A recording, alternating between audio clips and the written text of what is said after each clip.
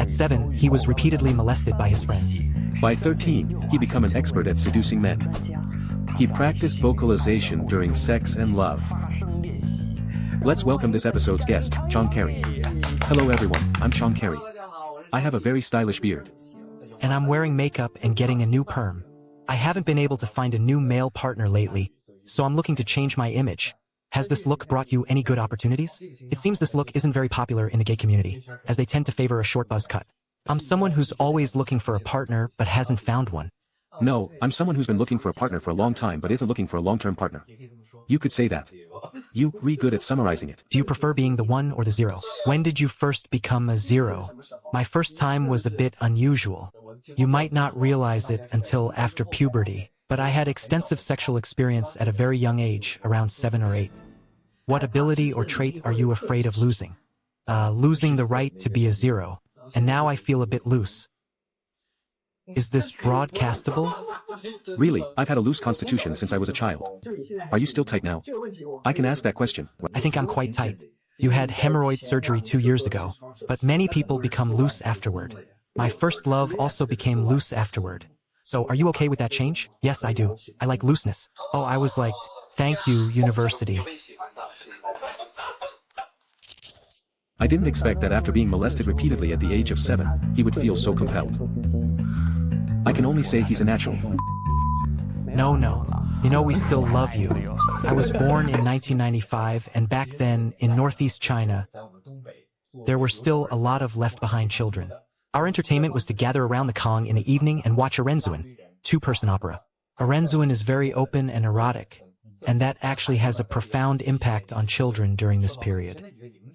By the time they were 7 or 8, my friends were in their teens, 13 or 14, and their development was complete. We were 5 or 6 boys playing together. Mom wasn't home, having gone to the fields to work. We'd explore fun games. After we'd exhausted the games we should have played, we started playing the ones we shouldn't. We might have followed the instructions in the Arenzuin 2-person opera and found some colorful DVDs, then gathered around to watch them.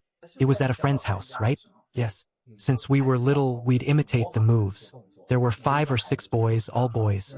I'd always been more feminine and obedient, so they naturally treated me like a little girl, and that's how I got molested. How did it happen? I probably couldn't help myself.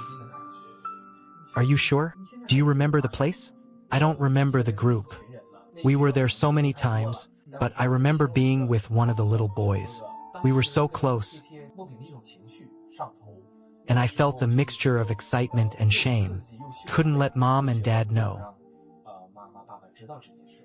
Did you think it was right at the time, or did you lack a clear sense of right and wrong? It was wrong. When you were with your friends, they treated you like a girl. Did you ever think about resisting and saying you didn't want to be a girl? No. Did you ever think about letting someone else be a girl? Or about trying other roles? No. I enjoyed being a girl, but it was actually considered molestation. Over time, these people received their due punishment. One of my friends has been imprisoned for 10 years for rape. Was he the instigator? He was the second oldest among the other older brothers. What do you remember about him? He had a very bad temper and was a bit antisocial. He liked to hit others, but not me. What about the others? One of the older brothers was killed by a ship. He was fishing at sea and was killed. Except for me, none of us kids went to college. They didn't even finish high school. They all went to work on the farm. His accident was a pure accident, a natural disaster. So it really is a cycle of cause and effect. They all died a miserable death. Did this incident have any impact on your life afterwards? Perhaps the biggest impact was the confirmation of my gay identity and orientation. If a junior high teacher wanted to molest me, I'd be horrified. Are the good-looking ones an exception?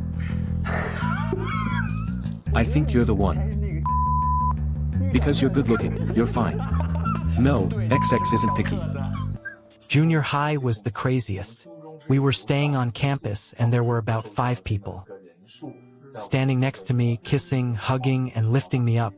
Suddenly, you became the one taking the initiative. No one could escape my pillow. What were the dormitory conditions like? Our dormitory was incredibly harsh. We had a large bunk bed, 10 meters wide, with maybe 11 people stacked on top. You had to lie flat, and turning over was exhausting, so the rooms were very close together. Everyone had their own blanket? Yes, and I often shared a blanket for them. Even worse, there was a male teacher in our dormitory who was incredibly effeminate. He was the husband of our female principal. He had a habit of molesting us kids. Almost no one dared sleep next to him. Did you ever sleep with him? We might have shared a room. My dad and he were good friends, so he never assaulted me. But as far as I know, 18 of the 20 boys in our group were molested by him. Did your classmates talk privately about the extent of this teacher's behavior? They said he was a bit perverted, not only putting his hands on the boys' bodies, but also using their hands on his own. Was this teacher still at the school? He divorced the headmistress, who called him gay. They had a fight. Did anything happen after that? We lost contact. Did you develop an emotional connection with them? No. It sounds like a kind of sexual exploration. How should I put it? It's natural, meaning that sex isn't a constraint for him. Ah, that's sexual desensitization. Very appropriate. What does sexual I don't really care about sex. I think sex is something I can enjoy and not be ashamed of. Something I can share and discuss openly with friends. Of course, the prerequisite is that I don't destroy other people's families. Yes, don't do anything illegal and don't be a mistress. If there are any female friends listening to this episode, I hope they can break free from this shackle. I hope the hymen doesn't exist when we're born, so it doesn't become a shackle. It can be something that's not labeled as something or has any meaning. Yes, because Chung Carey's characteristics really touched me. You're great. Thank you, but now I only have sex with people I like. You'd better. I only feel good when I'm with someone I like. High school was a very sexually repressed time.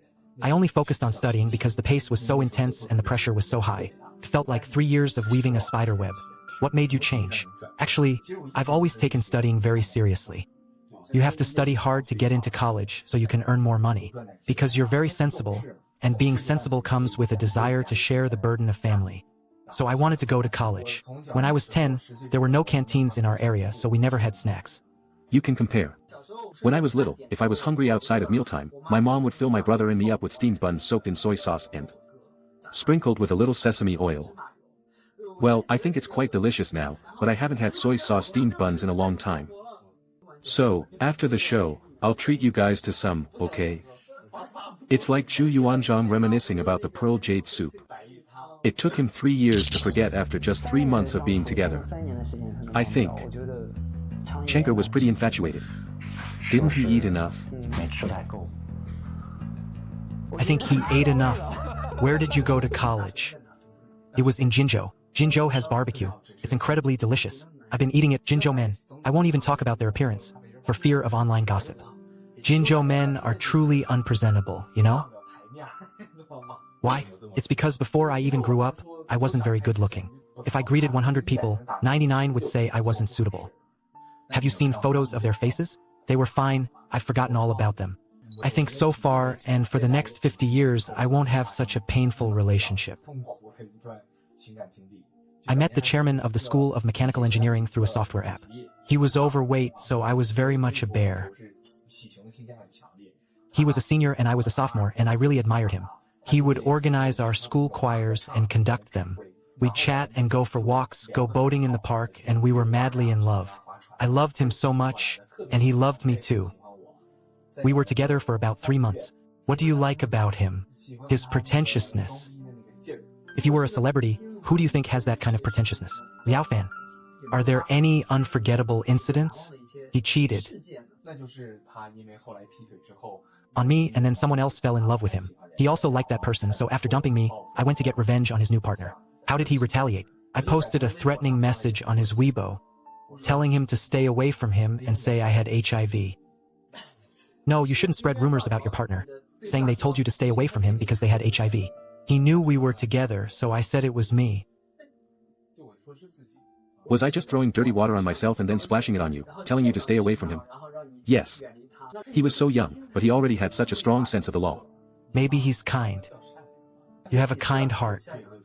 Then my partner told me to stay away from him. If I sent him that kind of message again, he'd make me quit and get me into trouble. He was exploiting the little power he had at school. Yes, and I was devastated. It was graduation season, and I'd cry every time I drank. Every day in class, the incident would flash through my mind, and I was a little stressed.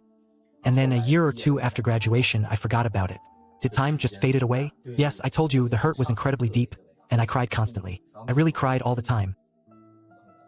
Didn't you start developing relationships with other people during this period? No. Did you just keep your heart locked away?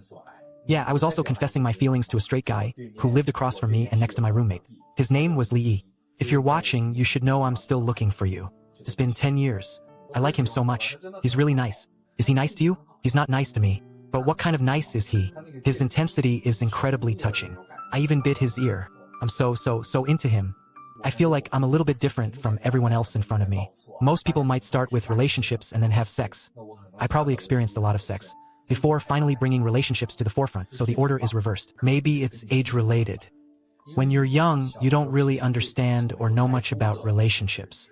Sex is something very intuitive and easy to touch. An experience.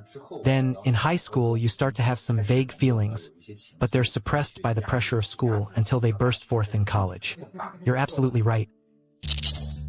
I was selected for the Chong Carry program and finally arrived in Beijing. So what happened after graduating? I came to Beijing to work and started my life as a migrant worker. Did you immediately start Well, the first year was quite intense, with constant visits to bars and karaoke bars, hanging out, and I was practically exhausted. But then I started to adapt to Beijing life, and maybe my resilience improved, and I felt much better. Did you immediately get sucked into the glitz and glamour of life in Beijing? Because I love the rhythm of music, and I love dancing and singing. It was probably my third year in Beijing, and I dated someone for 2 or 3 years. He worked in IT, and we had a lot of arguments and broke up and got back together several times before we finally broke up. We continued to date on and off. For a few months, sometimes for half a year, but this was the only one that was serious and long-lasting. So, in my 7 years in Beijing, I've only been in a relationship once, which was quite frustrating. I'm the type of person who can remain friends after a breakup. I don't think I'd harass or seduce someone if they find a partner. Will you ever do something threatening again? I won't do it again, and I won't try to keep him. From your childhood to your life in Beijing after going to school, how do you think these events will influence your future partner choices? I just go with the flow because anyone could be right for me. Am I more open-minded and willing to try more? Yes, but if I'm particularly attracted to someone, I won't put too much hope in finding that kind of person. I might find them, but I might not. So, in terms of my relationship with my partner, I might shift my mindset to being more understanding, tolerant, and caring. Do you still desire long-term companionship in a man? Yes, I'm actually quite lacking in love. If your partner can't satisfy you, would you cheat? Yes, I would date him. Is it an open relationship? As long as he remembers someone's home, yes. Leaving a light on. I find it very touching, but I've never experienced. Is there anything else you want to ask? Besides the straight guy you liked in college, have you had any other straight men since then? You liked bisexual people, but that was your last relationship, and there haven't been any straight men since. Have you ever tried to seduce straight men? I used to be a live streamer specializing in fake voices, imitating women's speech to seduce straight men. I chat with them for 50 yuan a night. Playing games, right? Just chatting. 50 yuan for a night of chatting. The fact is, if he ejaculated, he'd pay. That one experience left a deep impression on me. It was just playful. Was it just for the experience, not a long-term income? Yes. I just thought it was fun, it was interesting. But it was slightly illegal. It wasn't legal. Yes, it wasn't quite legal.